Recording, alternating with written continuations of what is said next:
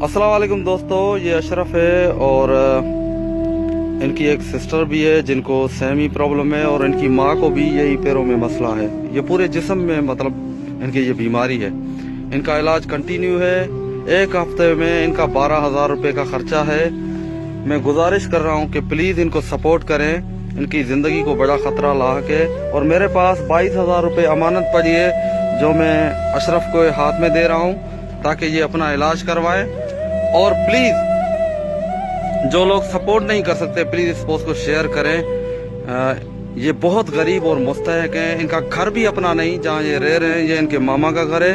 और please please आप लोग इनकी मदद करें। ये इस वक्त बड़ी तकलीफ में है। मैं थोड़ा सा आपको इन तीनों के पाँव दिखाना चाहता हूँ। आप देखें कि कितनी बड़ी बीमारी है।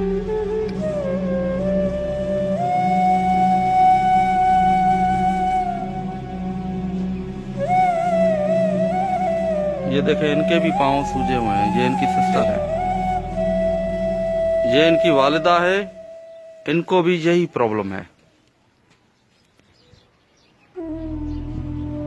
दोस्तों, आप में से अगर कोई दोस्त सपोर्ट नहीं कर सकता तो प्लीज इस पोस्ट को शेयर जरूर करें।